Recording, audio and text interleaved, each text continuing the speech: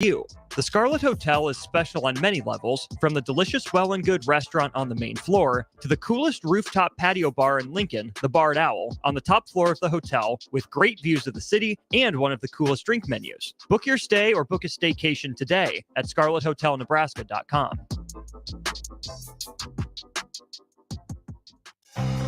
Integrated Life Choices has been inspiring opportunities for individuals with disabilities for more than 15 years in Lincoln and across Nebraska by offering a number of services. From group homes to independent living resources and job training, you'll find the support that allows people to live fulfilling lives. They're also hiring. If you're looking for a rewarding career supporting people with developmental disabilities, you can check out open positions along with learning more about services at ilc.net. Integrated Life Choices. This is the Happy Hour. You guys going to happy hour? Coming at you live from the heart of Lincoln, America. Yeah, I'll come for a couple. Here are your hosts, Nick Sainert. I want to know what it's like to commit a crime without having to spend time in jail. And Enrique Alvarez Clary. C is for chunk. Brought to you by Empire Fence and Netting on 93.7 The Ticket and theticketfm.com.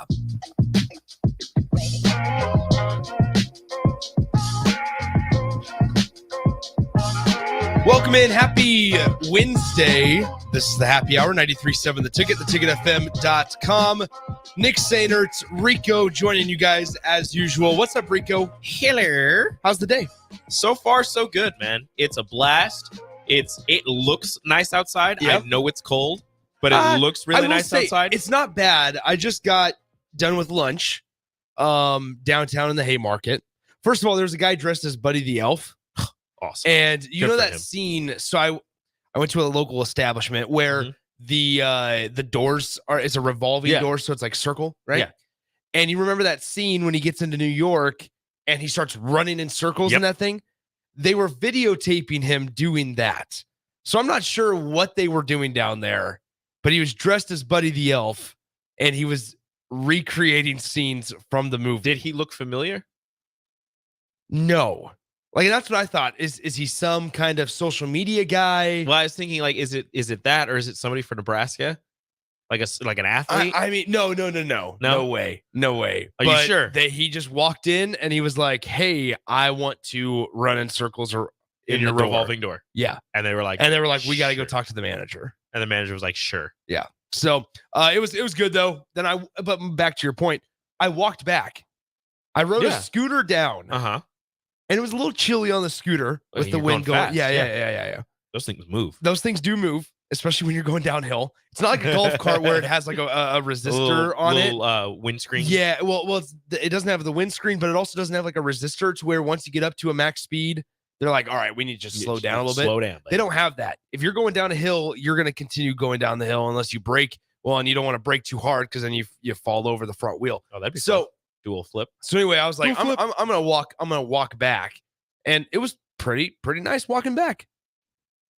That's what I'll say. So it wasn't as cold as I thought it was gonna be. If you say so. It's gonna be chilly on a Friday for Husker football. Though. Yes, like me and Steve were just talking about this. It's gonna be like 30 something. Yeah, I said it's perfect Big Ten West football weather. Yeah, it's gonna be a cold one on Friday.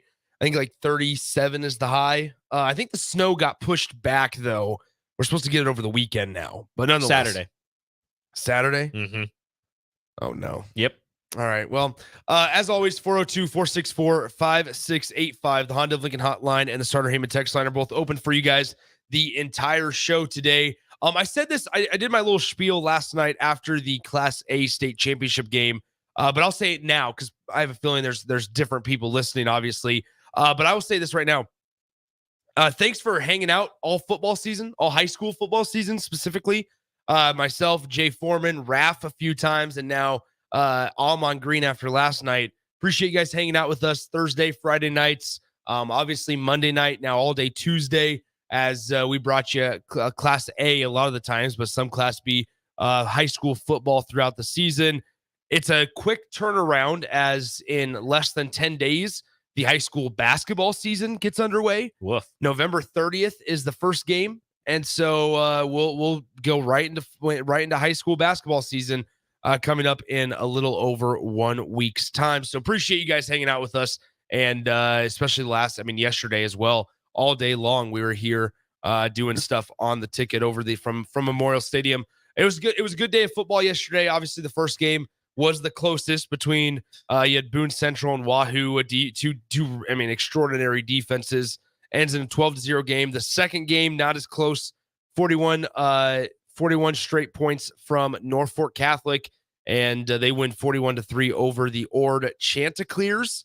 I got tech. Chanticleers? So here's the thing, Rico. This was a whole big deal because yesterday during the broadcast, I kept saying Chanticleers, and I got told multiple times it's Chanticleers. But then somebody else then would text in and say it's the Chanticleers. So we're not sure. So nobody knows what the specific mascot name is of Ord. I mean, just how do you pronounce the word? I'm pretty sure it's Chanticleers. I thought it was, but I guess it's Chanticleers. Chanticleers.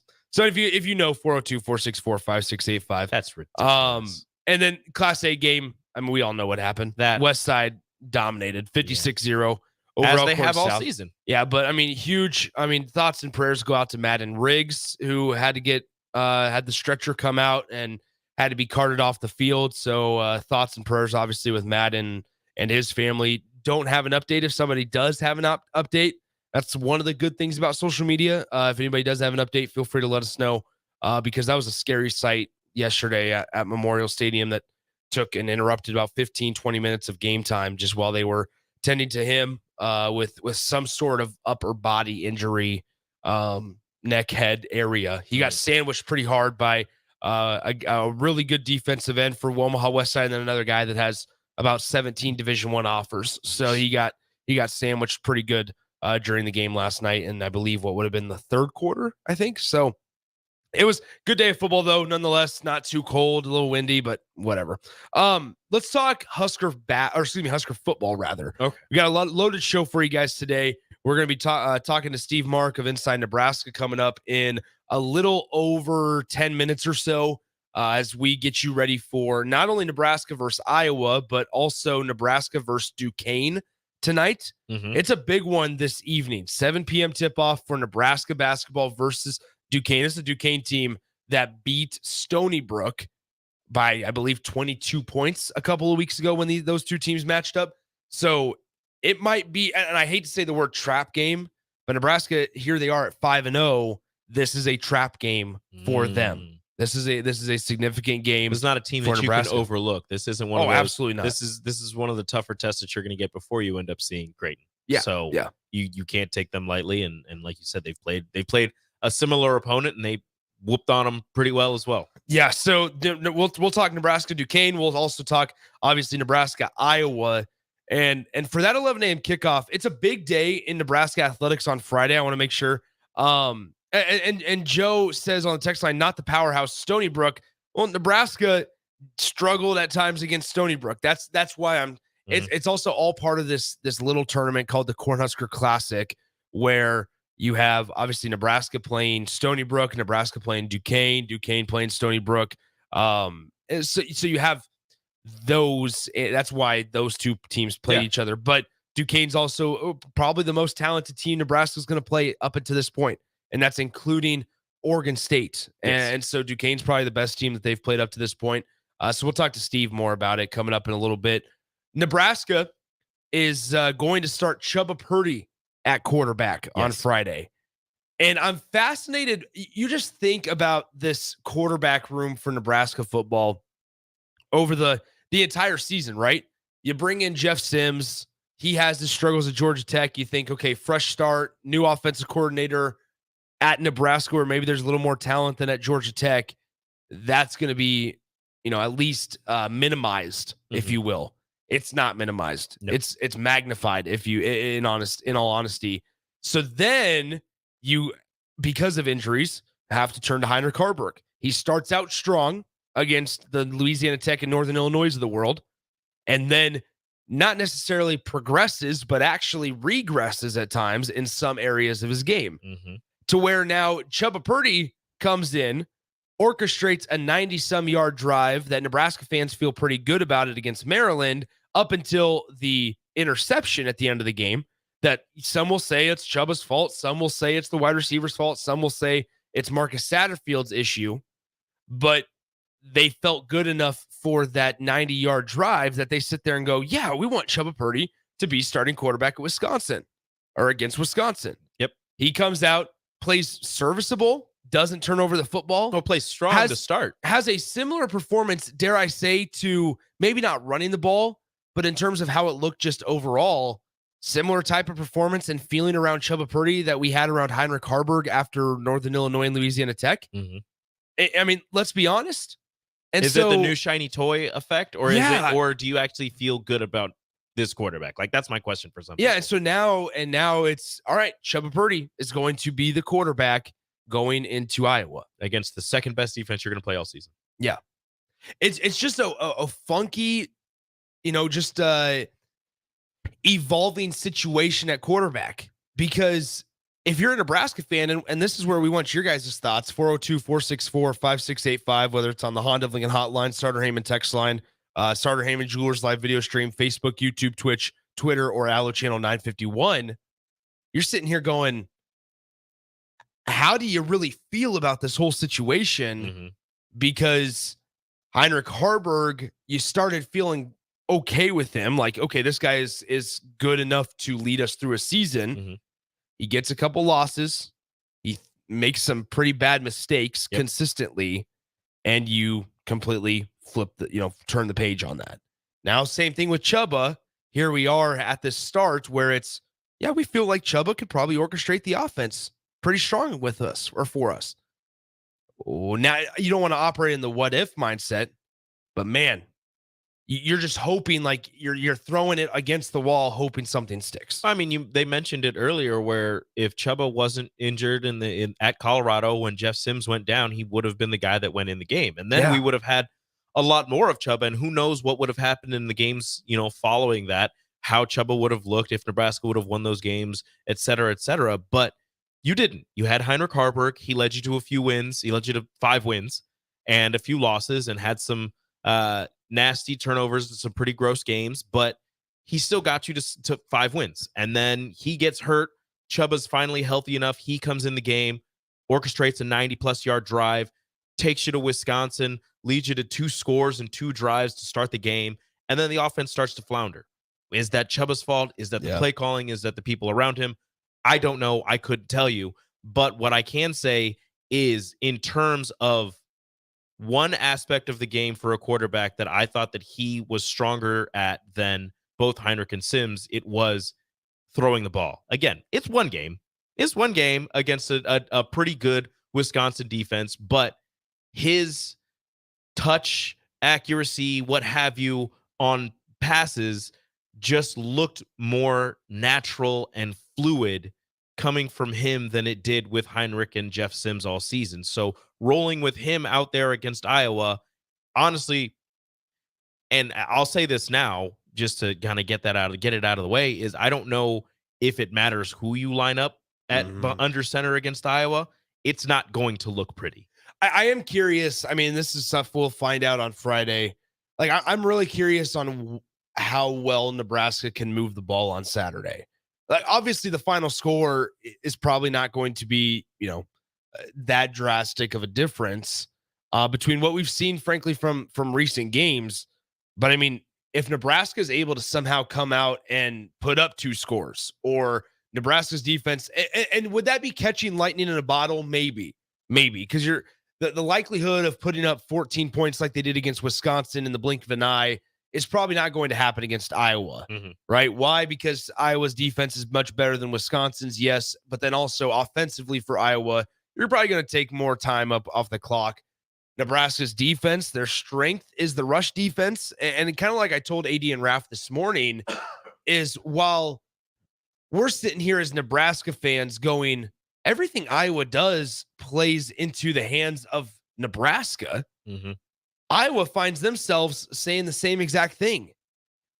Nebraska and what they do, whether it's good or bad, plays right into the strengths of Iowa. Right. If you look at Iowa's strengths, it doesn't really matter what Nebraska's strengths are. Iowa's entire defense is their strength, whether they're passing or rushing defense. Well, I think what I mean by that is Iowa's going to be facing a team that's prone to turn over the football. They love creating turnovers. Iowa is very, very active in the turnover game, as we know. Like, you want to talk about special teams? Nebraska still makes special teams blunders. Iowa does not. Iowa capitalizes on special teams blunders. Well, and with some of this maybe look different without Cooper DeJean, but at the end of the day, the fundamentals and the technique are there. Mm-hmm. So I think when you look at Iowa, just as much as Nebraska fans are sitting here saying whatever Iowa does on offense, a bad throwing quarterback in Deacon Hill, who does make bad decisions. Also, a running game that's not necessarily as good as in years past. You don't have an Akram Wadley back there for Iowa. And you also don't have a Tyler Linderbaum on the offensive line either. Mm-hmm. So you don't have the strength that Iowa normally has offensively. They do have a solid running back in Caleb Johnson. They do. But it's also important to remember, like, Nebraska's strength then would be rushing defense. Mm-hmm. Russian defense did not look that great last week against Braylon Allen. It was not 100%. A non-fully healthy Braylon Allen, too. Mm-hmm. So it's going to be interesting. Do I think Nebraska wins the game? I do. I think Nebraska's going to figure out some way, whether it's lightning in a bottle, whether it's the juice of the crowd, whether it's the thrill of trying to get that sixth win and actually get to a bowl game for the first time since 2016. Like the senior night juices, right? Yeah, senior morning juices. Senior morning so juices. And Nebraska, here we are once again from a big picture standpoint, has the opportunity on national TV to kind of do an upset, right? Mm-hmm. This is a top 16 team coming into Memorial Stadium. Iowa's ranked 16th in the AP poll or in the college football playoff. Oh, they're 17th. Maybe they're 17th. Either way, 16th in the AP, 17th in the CFP. Either way, they're up there. They're a top 20 team. Only 2 losses. I can't remember the last time Nebraska beat a top 20 team. You're going to make me look. We're going to have to find that. Let's go ahead and head to break. When we come back, we'll talk to Steve Marik of Inside Nebraska, break down Nebraska, Iowa. We'll see if he can name off the top of his head the last top 20 team for Nebraska to beat. Because I know they beat a top 25 team when they played Oregon under Mike Riley. Mm-hmm. So it's got to be before that because it hasn't happened after that. It hasn't happened after that because Scott Frost never beat a ranked team. Nope. There also aren't a lot of opportunities when you're in the Big Ten West, I will say, and when Nebraska doesn't play the most difficult non-cons games. You've got to hit the crossovers, but your crossovers are Michigan and Ohio State. Yeah, and you have not. I mean, you came close against Michigan 2 years ago.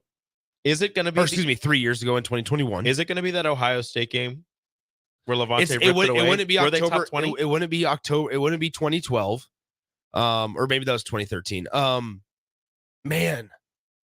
All right, we're gonna have to find this. Yeah, we're gonna have to find this. I mean, the last one I can think off the top of my head would be the Michigan State Brandon Riley catch. They were 7th. They were 7th in the country. Then that's it. There wasn't. I mean, there's road games against Michigan State that are thrown in there. There's times where like Minnesota would be ranked 18th in the country. It's been a while since you've beaten Minnesota. But I mean, think about that. It's been a while since you've beaten Minnesota. You haven't beat Wisconsin. You haven't beaten Iowa for the longest time until last year. It's got to be the Michigan State one. I think it has to be the Michigan State one with Brandon Riley's catch. That was somewhat controversial. Okay. So there you go. We'll figure it out for sure. Come back. We'll talk to Steve Marik of Inside Nebraska, talk Husker hoops and Husker football when we return before we bring Strick in for the crossover. No Austin today, so it's going to be me and Strick for On the Block from 2 to 4. And just make sure you hang out with us, 402-464-5685, the Honda of Lincoln hotline and the Starter Heyman text line, both open for you guys the rest of the way here on the Happy Hour, 93.7 The Ticket. Follow Nick and Enrique on Twitter at Nick_Sainert and at Radio Rico AC. More of Happy Hour is next on 93.7 The Ticket and theticketfm.com. Join Planet Fitness now and get the PF Black Card for only $24.99 a month. You'll enjoy an upgraded experience with tons of perks. Like access to more than 2,000 locations worldwide? Yep. And massage chairs? Yes. Can I bring a friend every time? Sure. Can my friend be a horse? Nay. Sorry. Get the PF Black Card and feel fit-tacular. Only $24.99 a month. Our most popular membership, the PF Black Card, is your ticket to getting all the perks. Join today. See Club for details.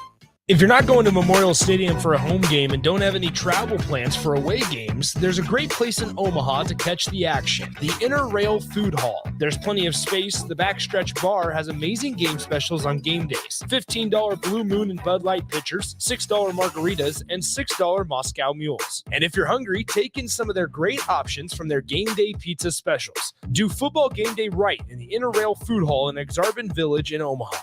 Big box stores are tempting for buying equipment for your high schooler in sports or for yourself in your sports leisures. But buying new is awfully expensive. Why not go somewhere with new and used options? Play It Against Sports has quality, slightly to gently used equipment, and 50% of their inventory is actually new equipment. And it's more than baseball, softball, and golf. They also have equipment for disc golf, fitness, hockey, and more. Plus, they're always buying products. Bring your gear you're done with and get trade money on the spot. Play It Against Sports at 48th and Vine. This is Bud Seinhorst, President and CEO of LIBA, the Lincoln Independent Business Association. Join us every Saturday from 9 to 10 a.m. on 93.7 The Ticket for the LIBA Business Hour, as we discuss local business and highlight those who are thriving in the Lincoln area. It's the LIBA Business Hour, Saturdays from 9 to 10 a.m. on 93.7 The Ticket and theticketfm.com.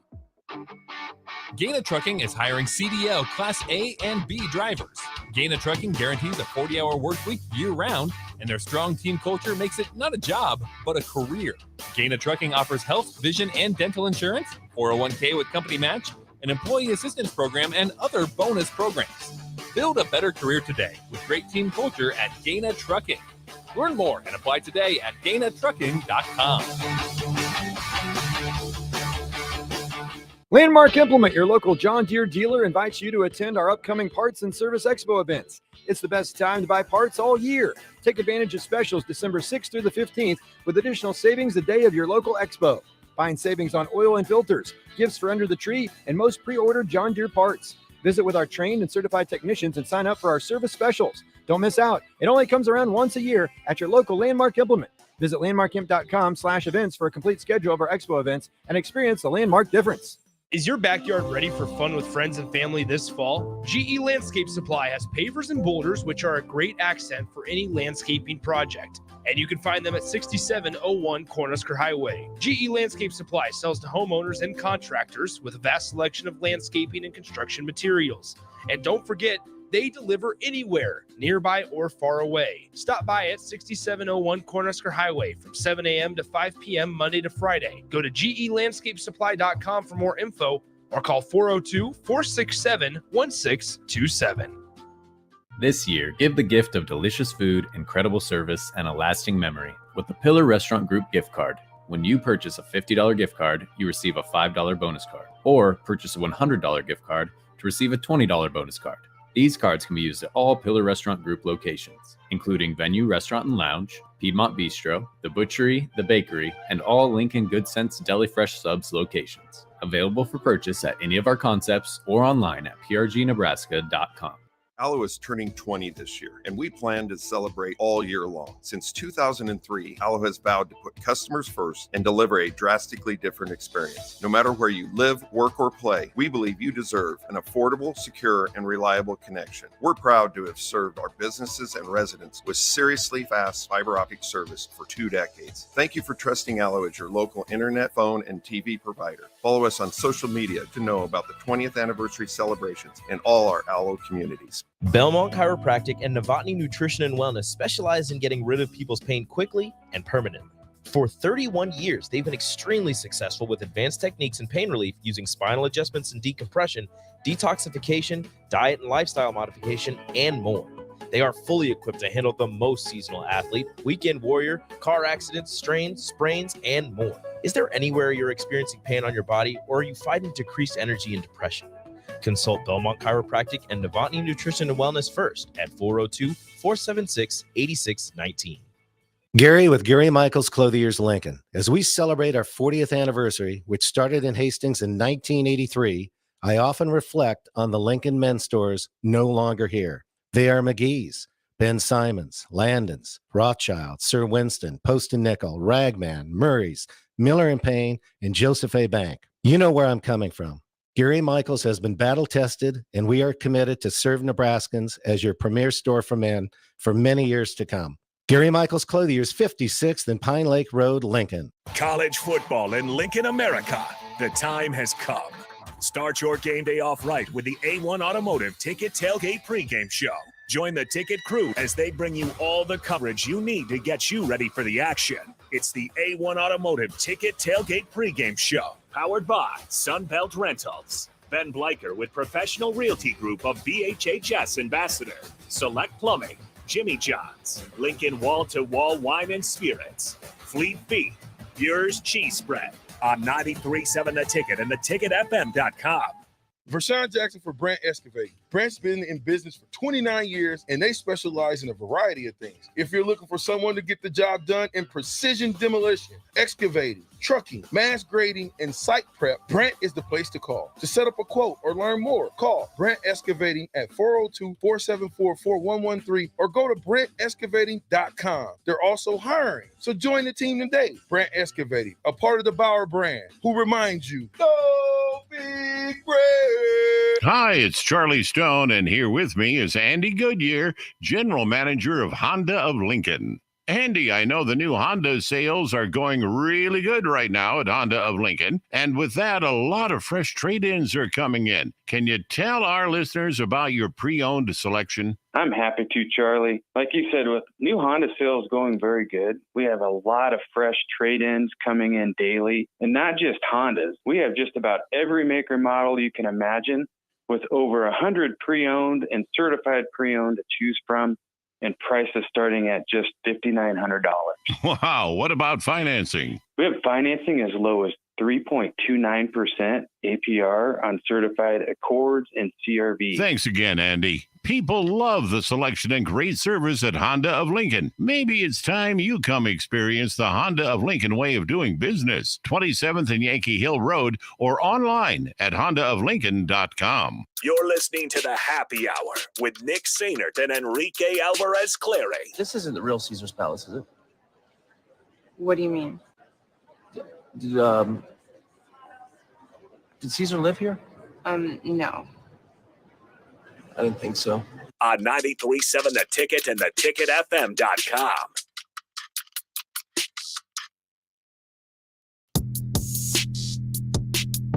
Welcome back into the Happy Hour, 93.7 The Ticket, theticketfm.com. Nick Sainert and Rico hanging out with you guys as usual. 402-464-5685, the Honda of Lincoln hotline and the Starter Heyman text line are both open for you guys.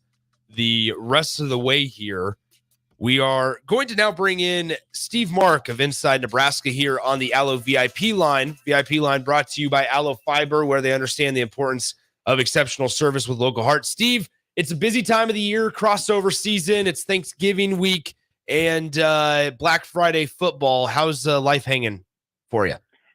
Yeah, it's really busy, but, it's a good busy, I guess. A little exhausting sometimes, but we'll get through it. Well, and you always make time for Rico and me. Absolutely. I wouldn't miss out on chatting with you guys. There you go. It's the brightest part of my Wednesday. See, there you go, thanks. Rico. Hey, that was over Matt Rule today. How about that? Hey, that's awesome. Hey, thanks for making time for us. Also, I have one question for you. Are you going to be as obnoxious as Nick is going to be if the Cubs get Ohtani? Steve's out. Steve's out on Shohei. Yeah, it's about time we had this conversation. Yeah, Steve's out so I think on Nick Shohei. and I are on maybe different spectrums here. Yeah. And I totally understand where Nick is coming from. He is an absolute elite talent. He is a generational talent. You're talking about Nick. And it would be awesome, if the Cubs would get Ohtani. However, I'm just afraid that the guy's going to be hurt the whole time, and it's going to be a big waste of money. What am I even close to being correct here, or what are we thinking, guys? But Steve, you're not completely wrong. But if they're wasting money, that means they're spending money, and that's a step in the right direction. I just hope that the money that they spend is out there playing baseball games and not on the injuries. Well, and we all hope that too, I think. But, at least they're spending it and not just, holding on to it. I totally agree with that part. Okay, anyway. Hey, Steve, trivia question for you right off the bat. Who was the last ranked team that Nebraska football beat? The last ranked team that Nebraska football beat. I'll add something here. I'll add something to it here as well. They've lost their last 23 games against ranked opponents. I don't know. Is it maybe when Nebraska beat Ohio State. Was it like that crazy Rex Burkhead game in like 2012 or something like that? No. So it was. That's what Rico said. It was actually it was Oregon in 2016 was the last ranked. This was the bad Oregon team that they started out. They started out ranked like 22nd in the country, and then they finished the year 4-8. I believe this was Helfrich's final year with the Ducks. They had Justin Herbert at quarterback, but then also I think. But Herbert didn't start this year, if I remember correctly. It was Dakota Prukop who started against Nebraska. Oh, yeah.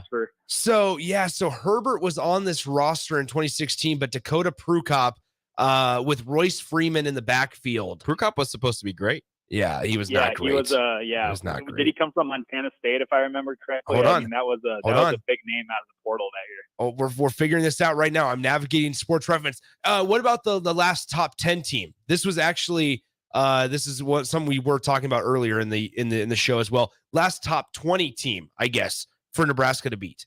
Do you have any ideas? Oh man, no idea. What is it? Brandon Riley, the controversial catch against Michigan State at home. You know when Michigan State, yeah. You know when he definitely that's a stepped blast on on his the own. pass with all these stories, guys. I know. It's enjoyable. Well, let's talk about Friday. Nebraska, hosts Iowa on Friday. I was saying this earlier.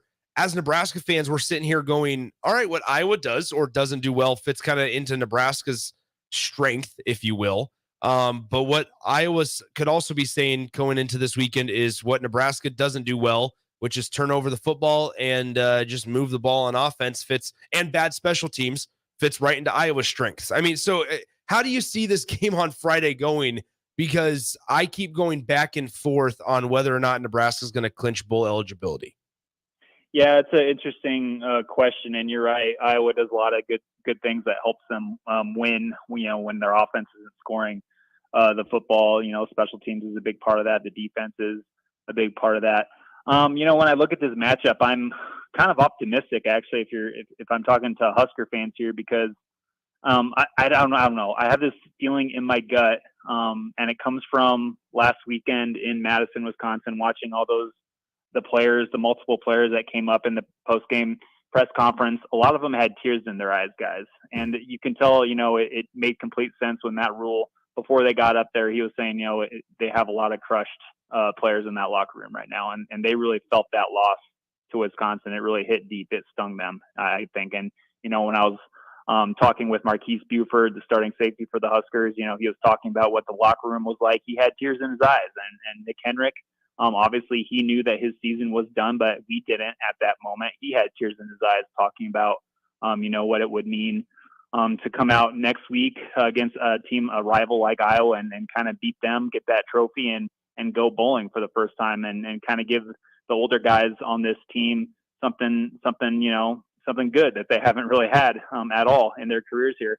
I think that Nebraska is going to get in there and win the football game. Honestly, just looking at Iowa, we all know what they're good at: defense, special teams. The offense is what the offense is, and I've kind of kept an eye on them all season long. Deacon Hill, the quarterback, he hasn't really been that great, honestly, obviously, but the last 3 games he's completed over 64% of his passes in all of his past 3 games. Nebraska's quarterbacks hadn't even come close to that at all this season. So he has been playing better, but I don't know. I just think that the way last season ended, it's going to create kind of like a fire inside this Nebraska team, and I think they're going to get out of here with a win, a really close win. 16-13 is my official prediction, I think. But I just think that this is going to be another nail biter down in the fourth quarter. 2 teams, 2 good defenses getting after each other. This is just going to be a really good, entertaining Nebraska-Iowa game. Obviously not if you're looking for a lot of points, but I just got it. I just have this gut feeling, guys, that Nebraska is going to get this one and go bowling. Everybody's focused on the defenses because that's the strengths of the teams. And we just got the announcement that Chubba Purdy is going to be the starting quarterback for Nebraska. What was your takeaway from his game against Wisconsin, scoring 2 quick touchdowns in the first couple of minutes and then kind of going silent until the end? Yeah, so he was pretty. I think he took care of the ball, which has been kind of a very, very bad weak spot of Nebraska quarterbacks this season. and I'm not really counting the last interception he threw. It was kind of, I think it was third or fourth down and just a desperation heave at the end there in overtime. So I'm not really counting that one. But, Chuba took care of the ball. He showed off his athleticism, and after the game, he said that he hasn't been 100% all season with a groin injury and some other stuff, but he sure looked healthy when he was running for that 55-yard touchdown on that first possession. So we know he can move, and I'm just kind of wondering how the pass game is going to go against this Iowa defense, who is going to want to make Chuba make mistakes. And Phil Parker, that defensive coordinator over at Iowa, he's one of the best in the business over there. He's been there forever. He knows the Big Ten.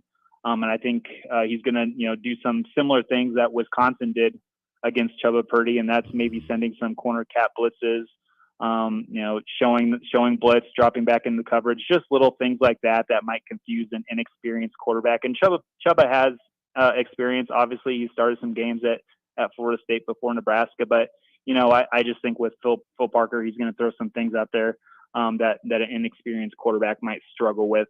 But you know what? Chuba is athletic enough that he can maybe make something happen with his legs. And he showed that against the Badgers. So, yeah, I mean, it's just going to be a really interesting day. It's going to be cold. It's going to be gray and cloudy. It's just going to be a picturesque Big Ten West type setting. So it's going to be interesting. Yeah, Phil Parker, by the way, just for our listeners out there, semifinalist for the Broyles Award, which is the nation's best assistant in college football. We're talking to Steve Marik of Inside Nebraska. And Steve, I guess just as kind of a fun question here, if you had one word to describe Nebraska's quarterback room this season, what would you say? What would be the one word that you would use to describe just the entire situation, described as one word? Chaotic. Yeah. So when you go into the season and everybody's talking about Jeff Sims, then you look at Jeff Sims and his career at Georgia Tech, there's a lot there to like. There's some potential. But then when you look a little deeper, you see the turnover issues, and you put on some past games of his, and you see some of the same things that you saw right now this season at Nebraska. So I mean, the Matt Rule, Marcus Satterfield, obviously they swung and missed with Jeff Sims in the portal. Maybe they got some bad advice. I don't know. But then Heinrich Haarberg, he did what he could. Is he a true quarterback? I don't know. But he went out there and he did what he could, as a 6'5", 225, 230-pound athlete. He could do some good things, but he's obviously very limited in the pass game. And now Chuba Purdy, everybody kind of has a sour taste in their mouth from last year with him. But his first action from last year against Wisconsin, it wasn't all that bad. I mean, he showed some really good things. But yeah, if you ask me one word to describe Nebraska's quarterback room this year and quarterback situation this season, I mean, it's chaotic for sure. I mean, there's just no consistency. It's hard to lean on one guy, and who knows? We only have one game of Chuba, and that's against Wisconsin. And although it looked good, I mean, it is at the end of the day just one game. So who knows what's going to happen on Friday. Yeah, Steve, I want to switch sides of the ball to go to the defense really quickly before we move on to Nebraska basketball against Duquesne tonight. When you look at Nebraska's defense, it kind of, I don't want to say took a step back, but maybe just raised some eyebrows last Saturday against Wisconsin on a day where they struggled at times to bring the quarterback down. Tanner Mordecai hurt them, quite a bit with his legs. And then Braylon Allen, who was questionable going into the game, and we don't necessarily know what percentage of health he was at throughout the game, but kind of hurt Nebraska's defense when Nebraska's rush defense has been one of their strong suits of the 2023 season. I guess, where are your expectations going into Friday and the rest of the year if Nebraska's fortunate enough to have 2 games left? Where's your expectations on this defense's ability, I guess, as a whole? Yeah, you're right. Wisconsin really hurt them with those quarterback draws. I mean, Tony White, Terrence Knighton, they were kind of using a lot of stunts, some twists, some different just type of motions along that defensive line, and sometimes it worked, and other times it created bigger lanes than there would be if they weren't called. So, that was really interesting to watch, was just how Phil Longo kind of sprinkled in those quarterback draws, and it really kind of hurt Tony White's defense. So give Longo credit there. But yeah, you're right. I mean, I just think back to that overtime period Wisconsin, they just kind of hammered the ball right down the middle, and they kind of manned up and said, "Hey, can you stop us?" And it kind of resembled the Wisconsin of old last year, and years prior, where that 2-yard run, and that 3-yard run, and then that another 3-yard run, and all of a sudden they're just like pushing themselves over the goal line into the end zone. So it kind of looked like, it reminded me of the batters of old. So you know what, it's late in the year. These Nebraska's defense has played a lot of snaps. Obviously, they've been on the field a lot of time. So I don't know. They're battling some injuries themselves. They've been on the field a lot. Maybe they're tired. Maybe they're beat up. All the players talk about how the practices are harder than games physically.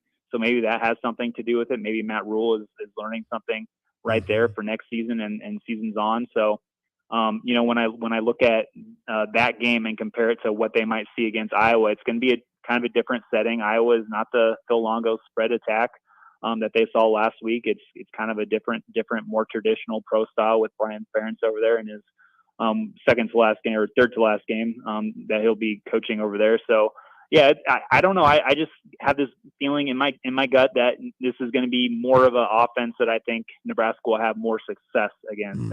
And I don't think if I'm comparing Wisconsin's offensive line and running game to Iowa's offensive line and running game, I think Wisconsin might be more tougher to stop just because they do it a little bit differently. They do a little bit more north and south, and Iowa for years and years and years have been sideline and sideline with that outside zone stretch kind of play. So I think Nebraska is going to handle that well, honestly. I think over at Inside Nebraska, we always try to do these bold predictions, and my bold prediction for the Iowa game was Nebraska's defense will hold Iowa to under 75 yards rushing on the day. So pretty bold for me, but I don't know. I just have a feeling I'm going off the eye test here, guys. Well, and I think if you told Nebraska fans that actually does happen, you feel pretty good as a Husker fan that Nebraska is able to get their 6th win.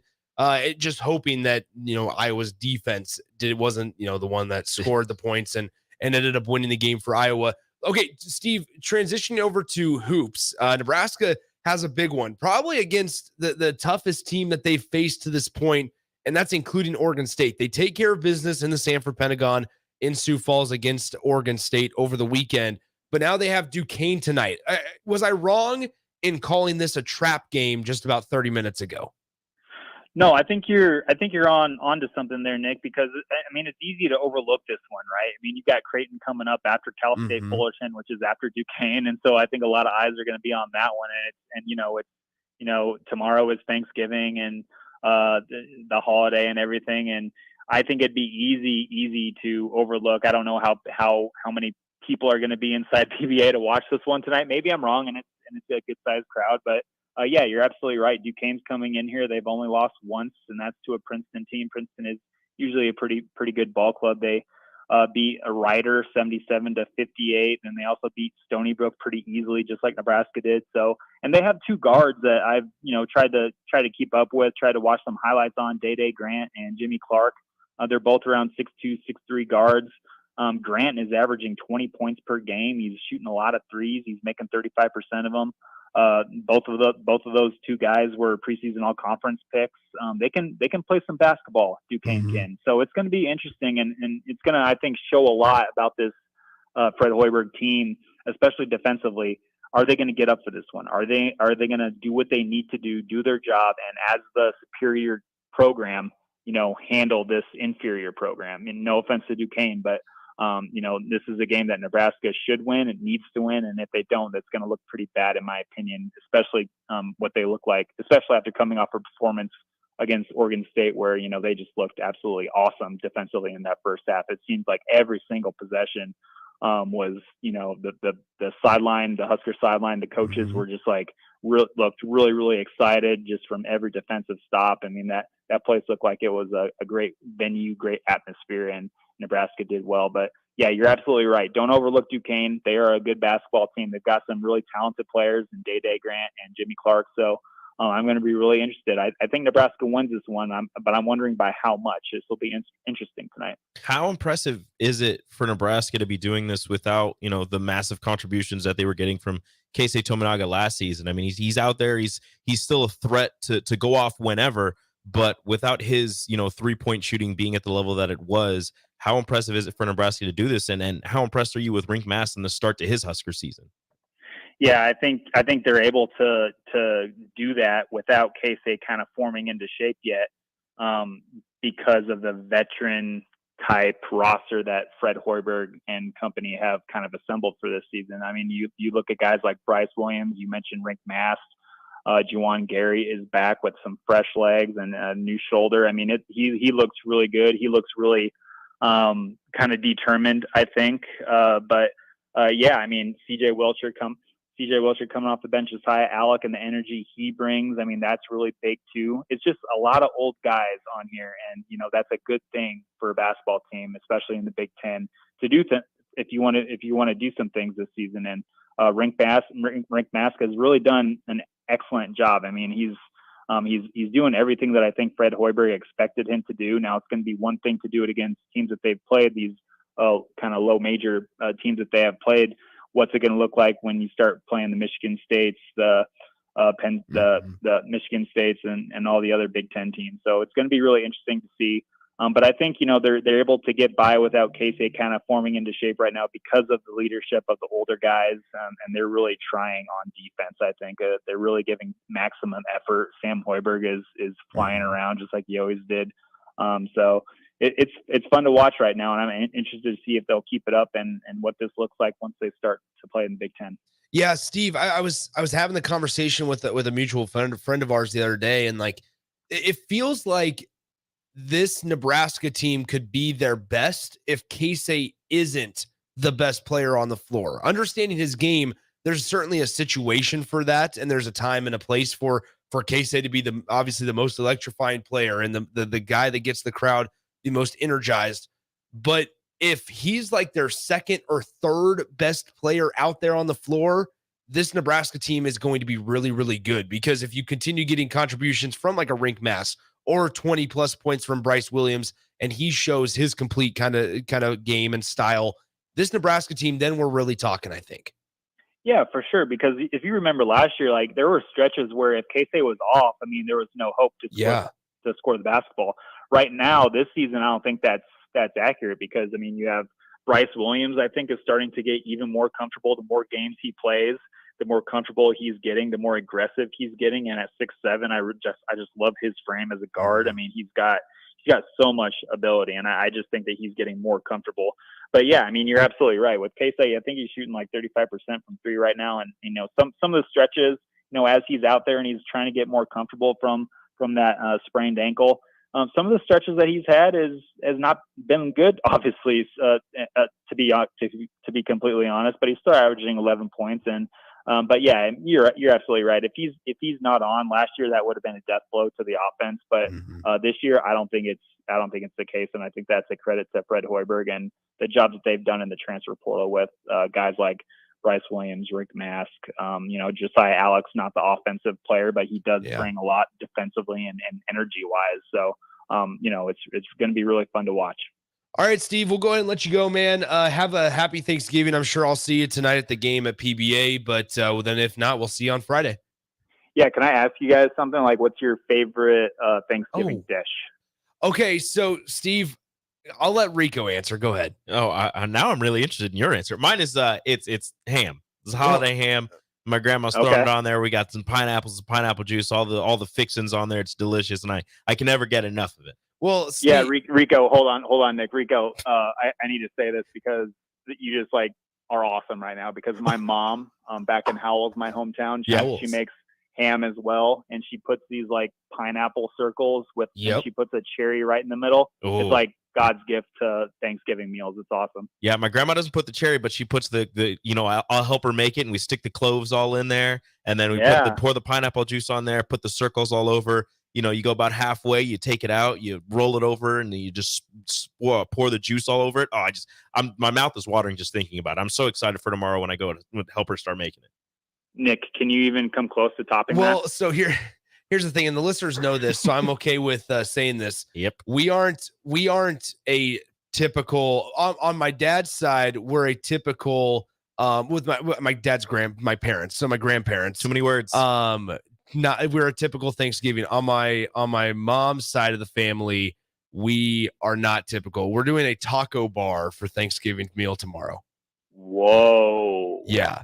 And here's the thing though. It's just it's crazy. Steve, I'll send you a picture of the spread tomorrow, and I promise that you'll change your mind and your opinion on it. No, you won't. Well, hey, I'm not knocking tacos. Like, I love tacos. It's just I've never heard that for Thanksgiving. I'll be honest. That's really interesting. So but yeah, send me a text. I will.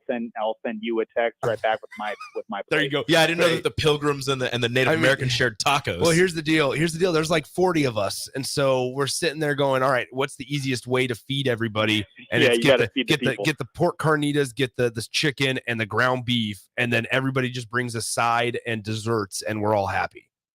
I love it. All right, thanks, Steve. Thank you. You made me feel valued. I appreciate that, Steve. Yeah, I'm always a fan of tacos. I'll eat a taco every day if you let me. All right, there you go. All right, well, we'll see what the media meal is tonight. It's probably going to be like turkey or something, huh? Oh man, I doubt that. It might be some hot dogs or something. You're probably right. Come on, Nebraska, splurge a little. What's the usual go-to where it's like pulled pork or something like that with the dry rolls? Yeah. Anyway. Yeah, it's something like that. I'm gonna make sure to eat before I head down to TVA though. So. We're thankful. Happy Thanksgiving, Steve. We'll talk to you later. All right, thanks, guys. There he is, Steve Mark, inside Nebraska. Careful now. You guys better be careful now. You guys are calling them out. I love the media meals at women's basketball games. I'm trying to think what the go-to meal is, and it's not bad. It's just it's like there was every single meatloaf thing. the last time I was there. I'm not gonna lie, the meatloaf they have there is actually pretty solid. Okay, there you go. I just didn't know if Thanksgiving, Hey, the Texas Casanova says we do the taco bar for Christmas. Yes, sir. Is that more acceptable? No, neither one of them are acceptable. Yeah, Mud Dog's not happy. Good, thank you, Mud Dog. They call me un-American. They say I'm not American. What's more American than tacos? I mean, come on. It's North America. I'm in charge of bringing the shredded cheese. That's what I'm in Oh, charge of tomorrow. Just head on down and get it in bulk. That's the plan. Already did it. All right, let's take a break. We'll bring in Strick for the crossover coming up next. Download our app by searching 93.7 The Ticket in your app store to stay in touch and listen all day long wherever you are. More of the happy hour is next on 93.7 The Ticket and theticketfm.com. Hi, it's Charlie Stone, and here with me is Andy Goodyear, General Manager of Honda of Lincoln. Andy, I know the new Honda sales are going really good right now at Honda of Lincoln, and with that, a lot of fresh trade-ins are coming in. Can you tell our listeners about your pre-owned selection? I'm happy to, Charlie. Like you said, with new Honda sales going very good, we have a lot of fresh trade-ins coming in daily, and not just Hondas. We have just about every maker model you can imagine, with over 100 pre-owned and certified pre-owned to choose from, and prices starting at just $5,900. Wow, what about financing? We have financing as low as 3.29% APR on certified Accords and CRV. Thanks again, Andy. People love the selection and great service at Honda of Lincoln. Maybe it's time you come experience the Honda of Lincoln way of doing business. 27th and Yankee Hill Road or online at hondaoflincoln.com. This is Lincoln's home for sports talk on the FM dial. Also online at theticketfm.com. On the internet. KNTK FM Firth, 93.7 The Ticket. If you're in Seward or Milford, listen up. Select Plumbing is now servicing your area with no trip charges from Lincoln. Select Plumbing works on a variety of issues for your home and business, including general plumbing, water heaters, faucet and fixture repair, underground sewer and water repairs, backflow testing, and more. Keep your property free from leaks and other issues. Call today for a free estimate, 402-560-6197. It's not just Lincoln, Waverly, and the surrounding area anymore. It's also Seward and Milford with no trip charges. Contact Select Plumbing to inquire at 402-560-6197.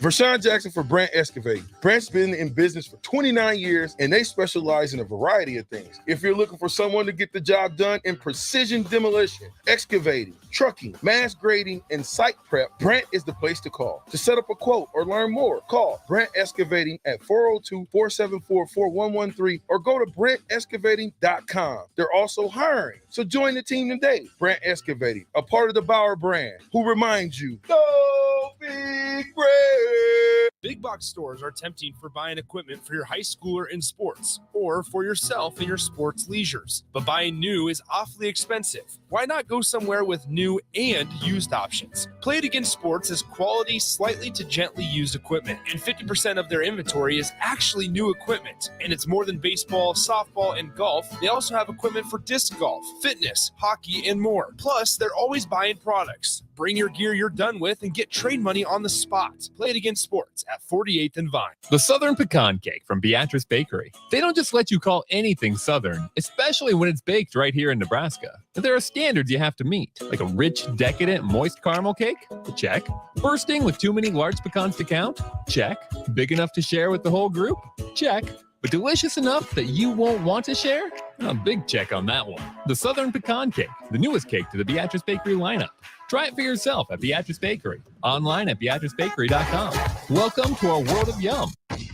Attention all Wings fans. 89-cent wings are back on Tuesdays at Buffalo Wings and Rings in Lincoln. Enjoy the best wings in town for boneless or traditional at a price that makes the whole family happy. And now at the Williamsburg Village Wings and Rings, you can enjoy $1.50 tall boys in Bud Light, Coors Light, Busch Light, and Michelob Ultra every day after 7 p.m. and all day on Sundays. Get to Wings and Rings today and make sure to stop by on Tuesdays for 89-cent wings.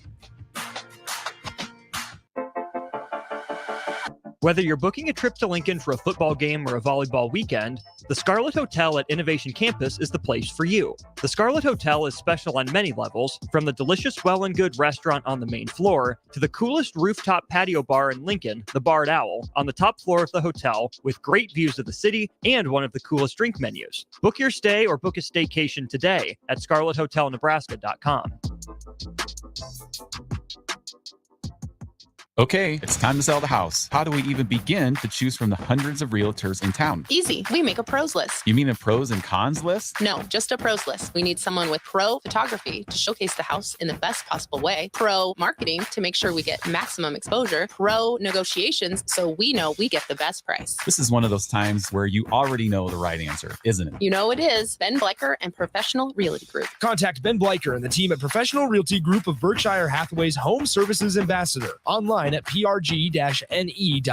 If you're not going to Memorial Stadium for a home game and don't have any travel plans for away games, there's a great place in Omaha to catch the action, the Inner Rail Food Hall. There's plenty of space. The Backstretch Bar has amazing game specials on game days. $15 Blue Moon and Bud Light pitchers, $6 margaritas, and $6 Moscow Mules. And if you're hungry, take in some of their great options from their game day pizza specials. Do football game day right in the Inner Rail Food Hall in Exarban Village in Omaha. Start your Sundays off right with Jeff and Nicole Essink on Fitness Fanatics. Jeff and Nicole discuss health and wellness, how to achieve fitness goals, and more through the life of gym owners and gym goers. It's Fitness Fanatics from 9 to 11 a.m. on Sundays on 93.7 The Ticket and theticketfm.com. Tune in to 93.7 The Ticket as soon as the clock hits 0 for the Jay Foreman postgame show. Listen to expert analysis from the Husker Hall of Famer, an 8-year NFL veteran for 90 minutes after the game. The Jay Foreman postgame show, sponsored by Tanner's Bar and Grill, Vinny Kreekak, and Action Plumbing, Heating, AC, and Electrical on 93.7 The Ticket and theticketfm.com.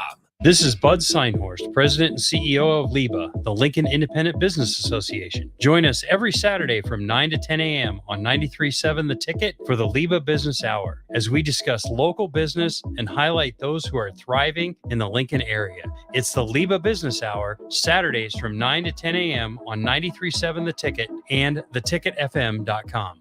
You're listening to the Happy Hour with Nick Sainert. I vomited last night. And Enrique Alvarez Clary. I literally vomited. I threw up. On 93.7 The Ticket and theticketfm.com.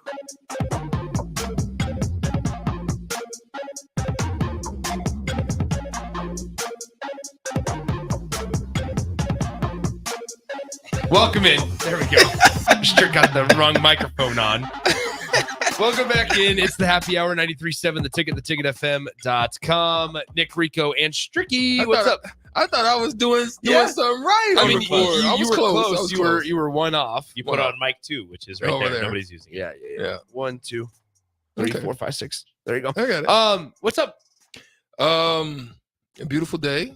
You ready Wonderful. for Dallas? I am. Nice. Yeah. Stricky's birthday in a couple of days. Couple days. Friday. Actually, it's Saturday. How come you couldn't take me down there with you? You're welcome. Hey, Strick said we were welcome. You're welcome. We got the invite to Strick's My wife's birthday's elegant. well, that's probably why not. We got the invite to Strick's elegant birthday. Ooh. That's what the We should flyer go. says.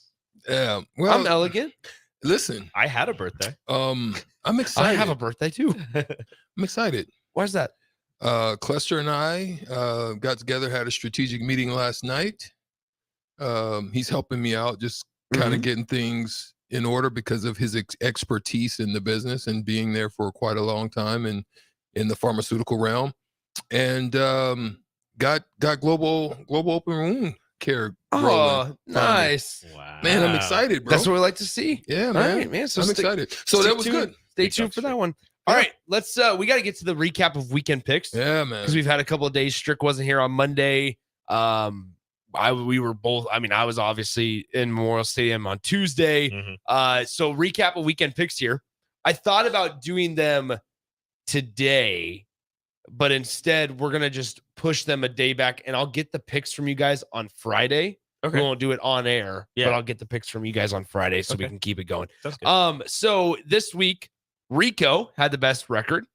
Rico goes 8-3 this week in weekend picks. I should be sick more often for picks. The losses. Don't give me time to think about it. The losses from Rico were Nebraska, Which I am upset about because all week I kept saying how Wisconsin was going to win and how I didn't think Nebraska was going to win. And then I text Nick saying Nebraska is going to win. So it was Nebraska and then the Lions and the Jets. That was it. I missed on the Lions. You did miss on the Lions because you took the Lions.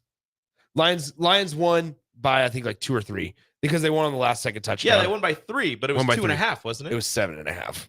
Oh, yeah. So that's the 3. Stricky, I guess we can do Austin here. Austin, who's not here, went 5-6. He chose Auburn to cover the 25 against New Mexico State. Yeah, that was the issue. He also lost on the Dolphins. He lost on the Lions. He lost on the Broncos as well. How about this Rico with the super lock with the Vikings and Broncos?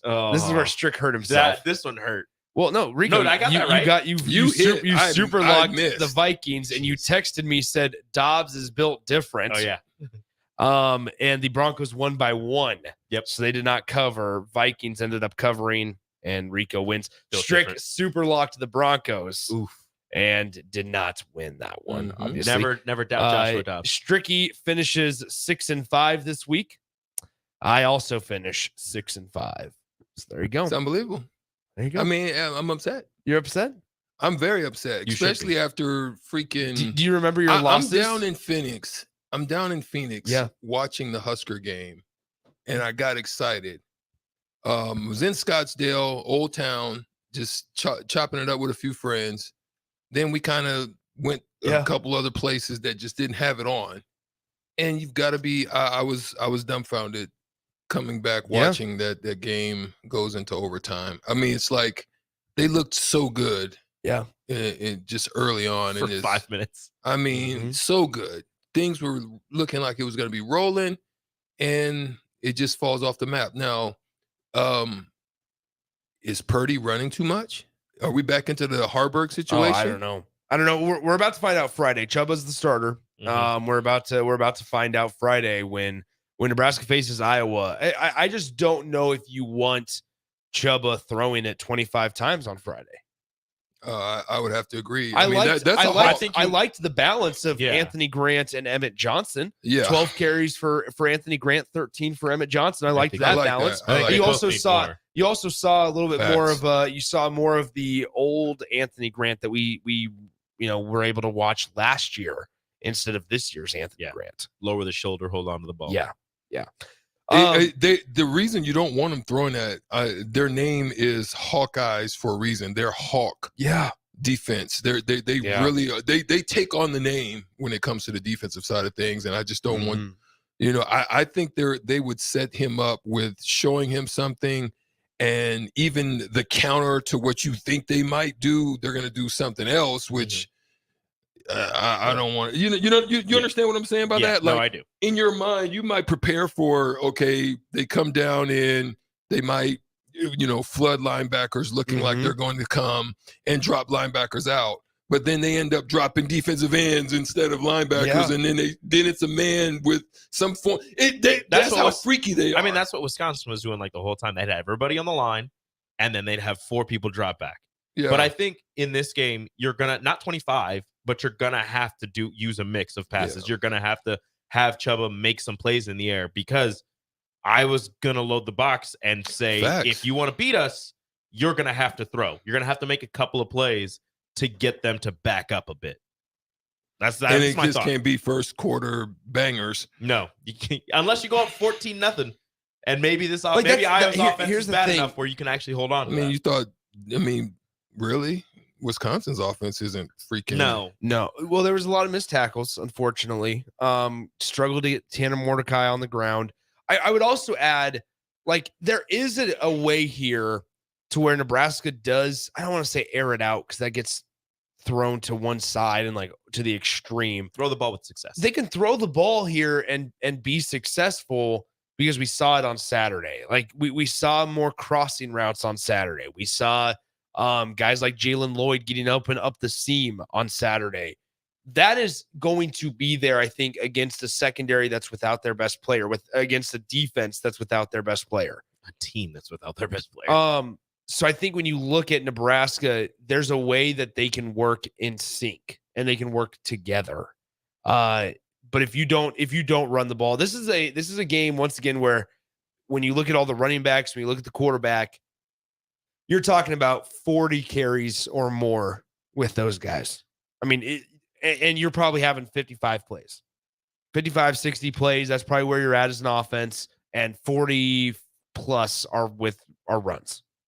And that's okay. It's gonna be a cold one. Keep it simple. Like Nebraska never runs simple out routes, and they can never get the safety, like the multi-level rollouts or boots for the quarterbacks.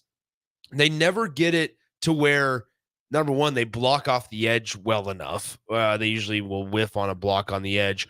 But then they also can never either deliver the mail or go through the progression to see at which level it's open. If the back two, or if the bat in the second level is covered up, take the underneath route. Don't force it into the second level, or vice versa, right?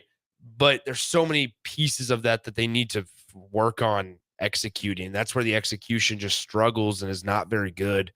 They're going to have to figure out just high percentage throws. Like that's another thing, is like Nebraska doesn't have and hasn't shown the ability to make just high percentage throws. And whether that's check downs, whether that's dump offs, whether that's little screens, like everything looks so difficult for those guys to when they're throwing shorter than 10 yards, that it makes it almost impossible to move the ball. Or when you're at second down and 9, you're sitting here going, okay, we either take a 15 or 20 yard shot downfield and incomplete. It's 3rd and 9. It gets intercepted. And if you get to 3rd and 9, then what do? You have to, or you run the ball, but you can't run it effectively for more than 4 yards, and you're in 3rd and medium, and you don't have that many options of what to work with. You don't have that much room for error. I can only speak about possibilities of what I see. All right. Meaning, I think Nebraska receivers, because of their youth, they have tip-offs. Just me watching them and being a receiver who understood that if you kind of halfway come off the line, then they know you're not doing anything. Or, and that's just an example. But there's many different tip-offs, right? I think they have real big tip-offs that allow them to jump routes, allow them on stop routes. Their breakdowns are so over exaggerated. I'm trying to figure out a word. So extreme to where they're freaking breaking down. They're pumping the arms hardly. They're lifting the knees really heavy, and it doesn't look smooth when they do that. There's also the aspect of, when you were talking about on those rollouts, the receivers aren't making themselves available. When their route stops, They stop. Yeah, they stop. But they don't find the open space when your quarterback's in trouble. You either come back to him or you find an open spot where he can get the ball. That's to a fact. They stop, and you've seen it multiple times when the quarterback's rolling right. It's happened to Harburg. It's happened to Sims. It happened to Purdy against Wisconsin. You're rolling to the right, and you have 3 receivers standing on the sideline. Yeah, just waiting for you to it's that, but then I also remember vividly at the start of the game last Saturday, they tried to roll Purdy out to the right side, which I like. I that's such an easy.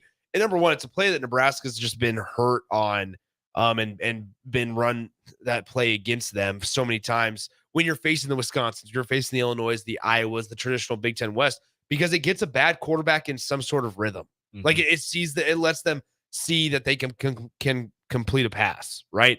It's a low risk, high reward type, or low risk, I guess, medium reward type of play where you're going to get 8 yards, where you're going to get 6 yards, and stay on schedule, stay ahead of schedule. Nebraska, they just can never afford, along with a lot of other programs. Nebraska's not the only program like this. Just can't afford to, unfortunately, get into the 3rd and 7s, the 3rd and 8s, the 3rd and 9s. Mm-hmm. Because you don't have a quarterback that you can rely on to deliver the mail every single time. You also don't have receivers that you can rely on to get open every single time. Not yet. And you don't have a dynamic running back, or dynamic enough of a running back or running game from start to finish that you can get 7 yards on 3rd down consistently, right? Yeah. So unfortunately, it just seems so difficult at times for Nebraska to do anything on offense. And that's what makes it tough. We got a good show lined up for you guys on the block. Obviously, it's going to be me and Strick today from 2 to 4. So make sure you stick around, hang out with Strick and me coming up for the next couple of hours here. 402-464-5685 will be the phone number to call and text. We're going to have a lot of college football, a little bit of NFL talk as well with Tom Brady in the news. Then we'll also speak to Evan Bland of the Omaha World Herald coming up in a little bit as well. Then Nebraska basketball. They play Duquesne tonight. What can we expect for Nebraska against a team that's going to be a real player and contender in the A-10 conference? We'll talk all that with the former Husker basketball himself, Eric Strickland. That'll do it for us. We'll talk to you tomorrow. Adios and happy Thanksgiving. I guess Friday. Yeah, Friday.